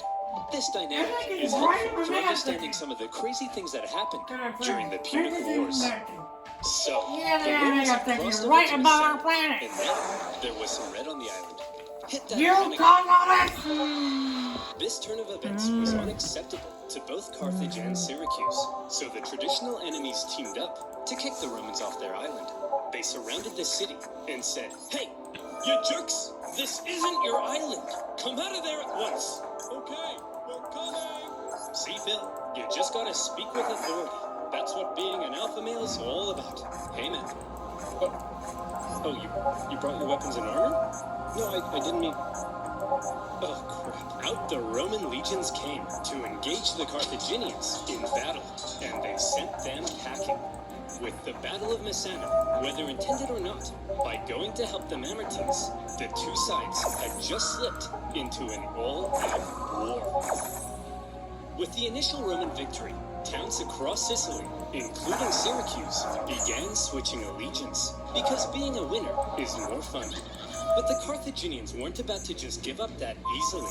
In 262 BC, they began building up their forces at Agrigentum. So the Romans, being aggressive go-getters, aggressively go-got them. The Romans immediately laid siege, hoping to starve out the Carthaginian garrison. However, because this was the first time Rome had been fighting outside the Italian peninsula, across the water, they struggled to supply their forces, and before long, the Romans were as starving as the Carthaginians they were besieging. They had to forage for food, leaving them open to ambush. And when Carthaginian reinforcements arrived, creating a double siege, things got really bad. Everybody starved each other for months until nobody could take it anymore, and they all finally came out for battle, which Rome won. Here's the report from the recent siege at Agrigentum, sir. We killed 30,000 while only suffering 7,000 losses? That's amazing! We're the best! Yes, sir. Oops, those are the wrong way around. What? We lost 30,000? We're the worst! But we won, right? Yes, sir. But we also got our asses kicked. Yes, sir. So are we the best or the worst? Yes, sir. The Romans won at Agrigentum because they were aggressive go-getters, and they now began eyeing up the possibility of conquering the entire island. But they also suffered very heavy losses, and it was clear they couldn't sustain a campaign if they couldn't supply their troops. Here's the issue. Sicily was an island. Islands are surrounded by water. A strong navy would be vital for supplying troops and winning the war. Here was Carthage's navy, and here was Rome's. I think you can see the problem.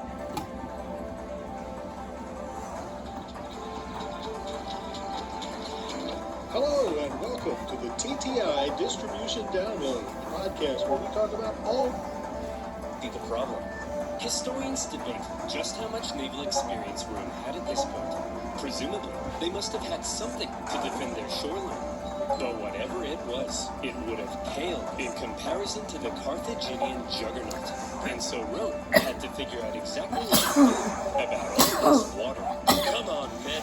We're not gonna let some pansy candy-ass water get in the way of our glorious victory against Carthage. Charge! Don't like it. I love it. We're gonna need a bigger boat. What's a boat?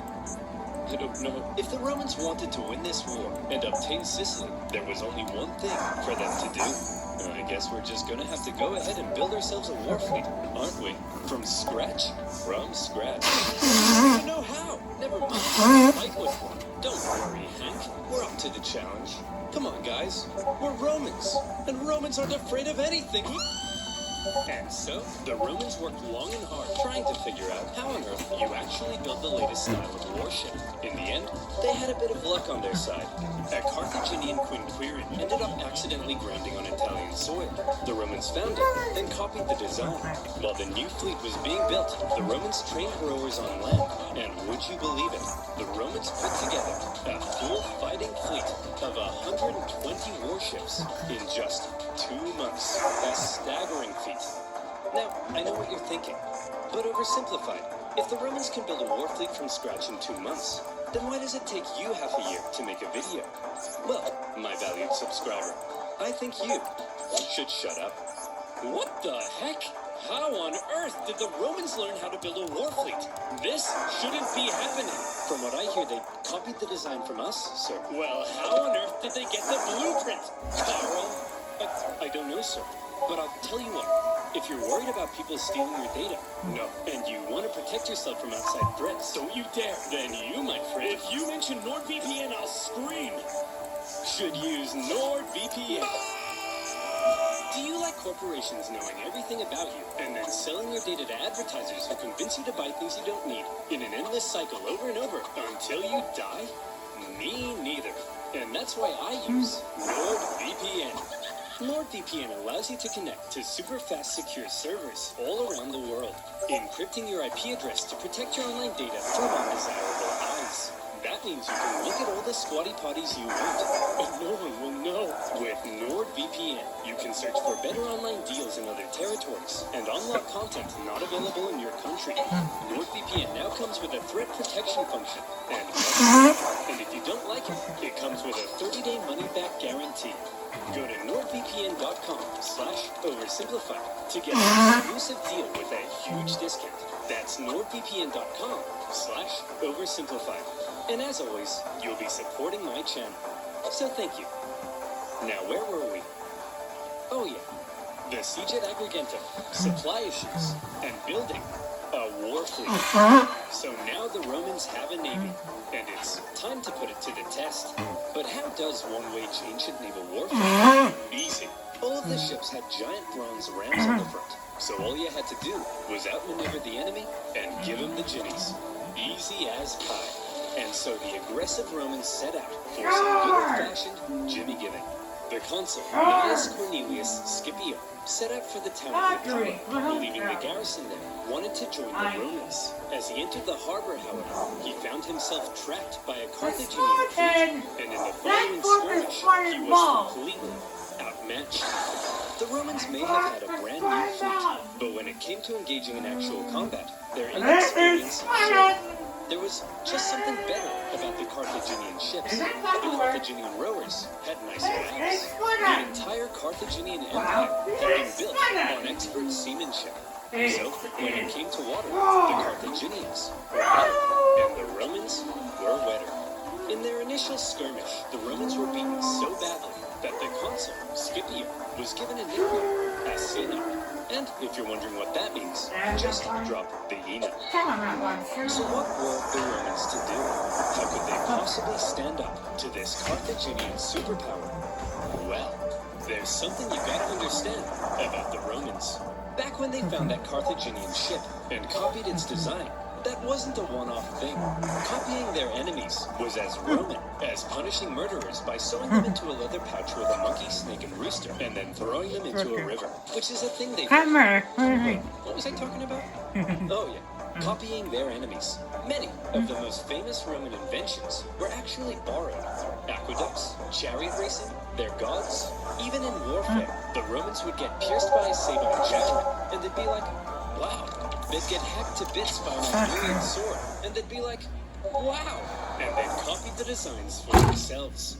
However, they wouldn't just copy it, they would advance it, finding ways to adapt it as perfectly as possible. And in the case of naval warfare, the Romans realized if they wanted to beat the Carthaginians, they gotta improve and copy. They would have to adapt. The Romans excelled at combat on land, not on water.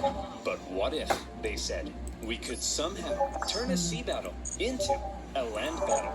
Sounds crazy, right? Well, they made a couple of tweaks to their warship, and look, here they come again. They must love getting their asses kicked.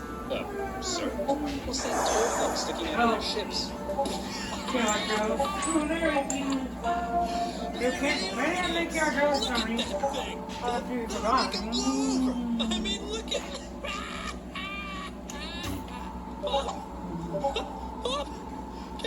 Get your camera out! Take a picture of it! No more new ghosts? No more new ghosts? Stupid No more new ghosts? Oh my god.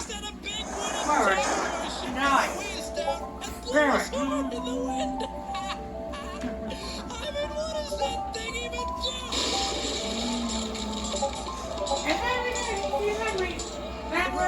They built a big swinging right gangway called the Corvus. So when the Carthaginian ships approached to ram them, the Romans would just slam them. The Carthaginians tried going around, no problem. The Corvus could swivel. Try going behind, the Romans would huddle to the coastline. It was foolproof. Those big, sexy Carthaginian rowing muscles could flex all they want, but they were no match for the Roman mind. So ladies, you see, what really matters is what's on the inside. Please go home with me. And with that, the Romans, who had only just recently begun dabbling in the art of naval combat, thanks to their ingenious corvus, had just managed to outclass the Mediterranean seafaring superpower. The Carthaginians were stunned, and the general in charge of the defeated Carthaginian fleet, well, Here are the top 5 features that are the reason I use Garmin Pilot every time I fly. Number 5, the station. There are so many types of photos set around stations to show, but the station model shows 8 data points at a glance. Number 4, the emergency light. Tap the red button and a high contrast map clearly shows all of the suitable landing spots around you and automatically brings up the emergency checklist for the aircraft that you're currently flying. Number 3, the procedure button. Just like on your Garmin avionics, tap procedures in the flight plan and quickly load any procedures for that airport right into the flight plan. Number 2, the radio menu. Especially on these busy aeronautical maps, no matter what you're trying to access, just tap that area and choose from the radio menu what you want to see. And number 1, the flight profile. I fly with this open on every flight, and I most appreciate the graphical winds aloft due to my ever-present pursuit of a tailwind and a little Cessna. Download the app and enhance your flight deck today with Garmin Pilot. You better believe that's a crucifixion. With their newfound control of the seas, the Romans could no more easily blockade coastal cities and supply their legions on land. Surely, the Romans were now free to unleash their aggression all over the island. Haha! Hey, Carthaginians! What are you gonna do now that we're free to rampage across the island? We're gonna go inside these walls and close this gate. Oh, come on, guys. Stop messing around. Come in so we can kill you. Oh, come on. No. To counter the new Roman supremacy, the Carthaginians decided to engage in a defensive war of attrition, forcing the Romans to engage in siege. After lengthy siege, the war in Sicily became a long, hard, back-and-forth slug. One by one, cities slowly fell as the Romans gained ground. Occasionally, the Carthaginians countered and even pushed them back, only for the Romans to rebound again. And whenever a city did finally fall, the Romans could delight in slaughtering the entire population and selling any survivors into slavery, which was pretty standard procedure at the time. In general, the campaign on land was progressing much slower than the Romans had hoped, and quite frankly, they were getting sick of it. So in 256 BC, they decided that something had to change. Hey everyone, my name's Marcus Attilius Regulus, and I'll be one of your consuls for this year.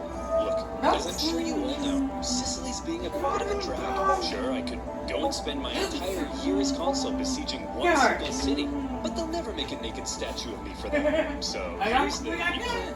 I'm gonna skip Sicily entirely, take my army, and go right to the heart of Carthage itself. You idiot!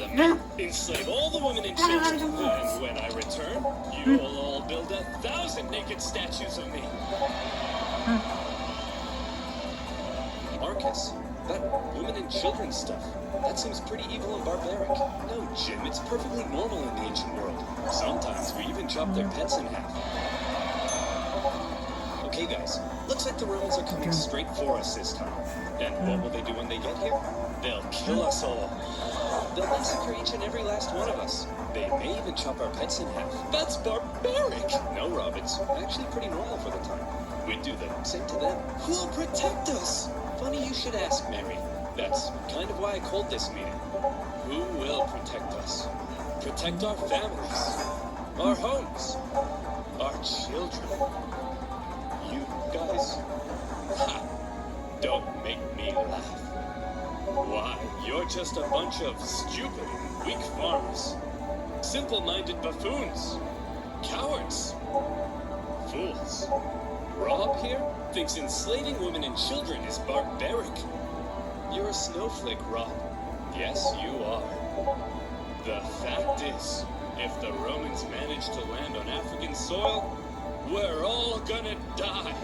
A terrifying, hideous, unspeakably painful death. Is that the end of that speech? Yes.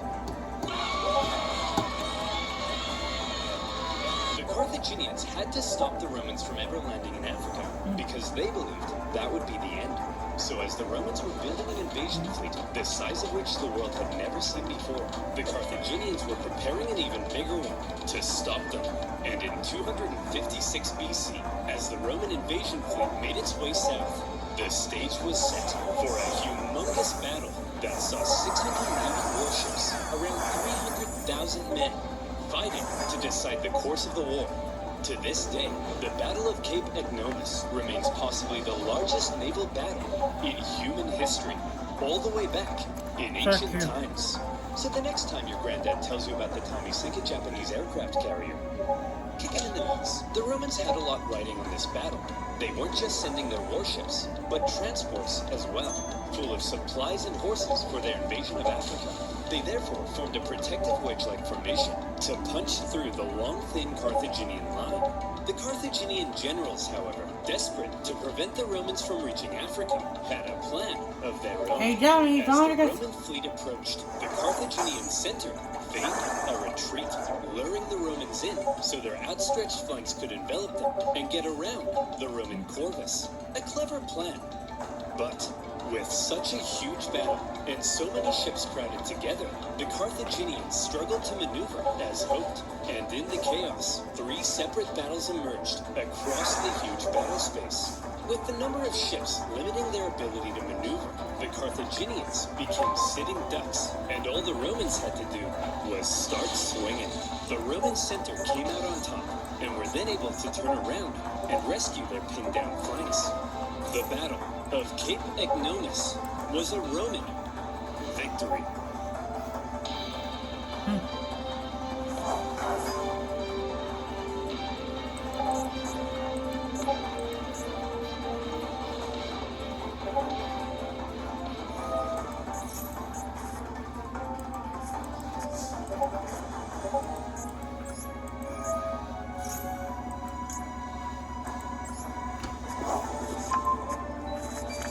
After the gigantic battle at Cape Agnomus, the Romans were now free to land on African soil. And so, they did. The Carthaginians chose to focus on defending the city of Carthage itself. So the Romans immediately took the city of Aspis, and were then free to raid and plunder the countryside. They took over 20,000 slaves, and a ton of booty. But then, some orders arrived from the Senate. Send home the booty. Oh, but I want to die! No, Steve, not you. They mean the treasure. Well, we are not watching any more of this filth. So the other consul left with the booty, leaving Regulus and his forces on their own. And they began advancing towards Carthage. Along the way, according to the ancient writer Livy, they encountered a literal dragon. Now, Livy was a Roman historian, so his account may be slightly exaggerated. But this, I believe. As the Romans continued to plunder, the Carthaginian people flooded into the city. Now, not only was it in a major panic, but it was so crowded, the people began to starve. Don't panic, everyone! Look, I know you're all starving, but I still have food for me. So, hey guys, that's the end of the video. That's the end of Yugioh, so more stories.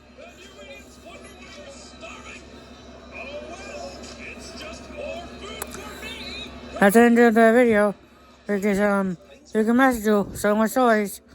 Turn around. The progression of weapons development.